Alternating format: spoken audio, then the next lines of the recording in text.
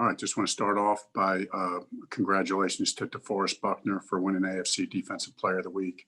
Obviously, an incredible performance, an incredible year, but an incredible performance, especially coming off the injury on Thursday, when Friday we thought there was pretty much no way he was going to play.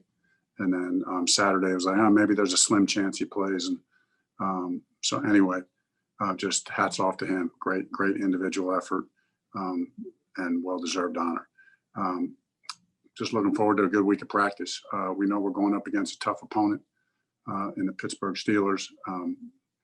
We're going to have our best week of practice. We need to dial in on the little details, get a little bit better every day, continue to ascend in all three phases.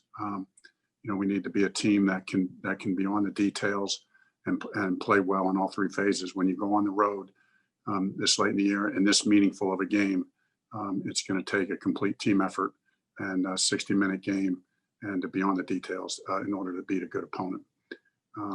We'll tell you that Noah Tongia he is designated to return to practice, and we are going to keep Philip on the same routine, so he won't be practicing today. We'll go to Stephen Holder. Hey, Frank. I think we're going to talk to Coach Rathman here in a little bit. I was just kind of wondering, your running backs, I believe, are number one in the NFL in terms of ball security the past 2 seasons. And I'm wondering how much of that you attribute to him, and secondly, just, why are his methods or teaching or so forth so effective, do you think? Yeah, I do attribute it a lot to Coach Rathman. I obviously attribute it mostly to the players because they're the ones carrying the ball. But Coach Rathman is a phenomenal coach. And when it comes to this area, to be specific, he's just, first of all, what he's teaching, the content and the methodology of what he's teaching is just rock solid. Everybody has their own way. You go to every team, they're all going to coach the 4 or 5 points of pressure. Everybody has their own take on it. So what he teaches, and then he's just relentless on it. It just comes out of every fiber of him. And he just does a phenomenal job. And one quick follow-up. I feel like we've talked about this before, but I cannot remember. Did you know Tom before you got this job, or how did you guys get linked together? I can't remember. I did not know Coach Rathman. I didn't know Tom. Obviously played against him a couple times.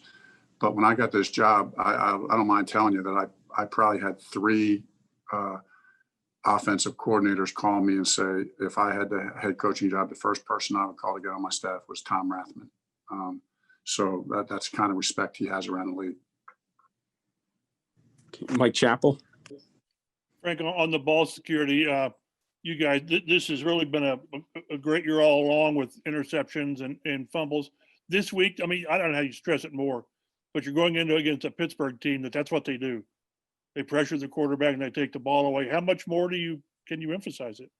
You're right, Chad. You don't want to, whatever the psychology of it is, by actually trying to hype it up even more, you can actually be counterproductive. So what we do is we just continue to do what we do. We have a methodology, we have the fundamentals and technique, we have the process in place in which we do it, and we stick to that.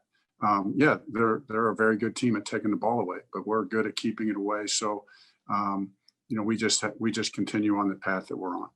Also, we talked to Nick yesterday, and in the offseason, with the 20 interceptions last year with Philip, you said that's too many. And Nick said like 10 to 12 is your comfort level, if that's the right word. So far, so good. I think Philip's playing great football. He's making very good decisions, obviously very accurate with the football, and, just need to continue to be disciplined, but yet still have that arrow in his bag that he can strike deep at any time. That's what's unique about Philip. Everybody knows that Philip is going to push the ball down the field. So the trick is to find the magic is to find the right mix of being able to push it down the field and take chances, but still, keep the turnovers down. Olivia Ray.